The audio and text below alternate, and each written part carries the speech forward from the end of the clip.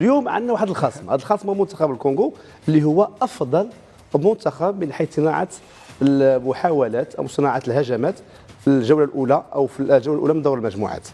يعني هذا المنتخب عمل 24 محاوله وسجل هدف واحد. هو اكيد بانه منتخب يعني ما عندوش نجاعه هجوميه، ولكن الفريق اللي يقدر يصنع 24 محاوله يقدر يلدغك في اي لحظه.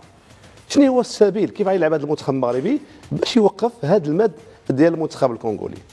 بالنسبه للارقام 24 تسديده اللي كانت عندهم في المباراه الاولى، وسد الهجمات اللي وصلوا عن طريق الهجمات المباشره في الظهر ديال خط الدفاع ديال المنتخب ديال زامبيا.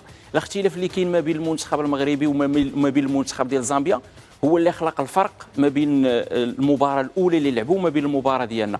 المنتخب ديال زامبيا في المواجهه ديالهم للمنتخب ديال الكونغو الديمقراطيه في الحاله الدفاعيه كانوا كيديروا حراسه رجل لرجل. دو صابر كيلعب بالمبدا ديال التفريغ، اللاعب اللي هو لو ما عندوش الكره كيخرج لاحد المناطق اللي قريبه للمركز ديالو، اللاعب الاخر كيتسحب معاه وكيخوي منطقه في الظهر ديالو. هما اللي كانوا كيديروها بالتكرار وكيطلبوا الكره اللي كتسمى في المنطقه العمياء في الظهر ديال اللاعب اللي كيخوي المنطقه ديالو.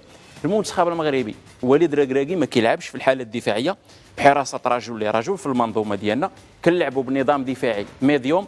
اللاعب ديالنا كيلعبوا على شكل طريقه اللي هي قرابين من بعضياتهم، واهم حاجه كنديروا حراسه المنطقه. اللاعب كيدير الماركاج الحراسه ديالو، اللاعب الاخر الا خرج باش يطلب الكره اللاعب ديالنا ما كيمشيش معاه.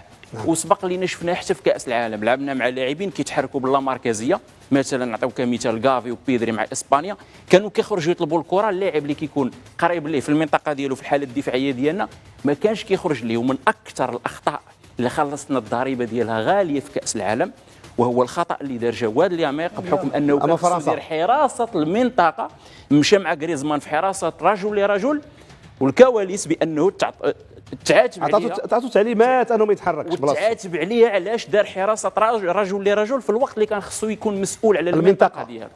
كلام منطقي ومعقول. غتفضل معنا السي محمد ونواصلوا نقاشنا.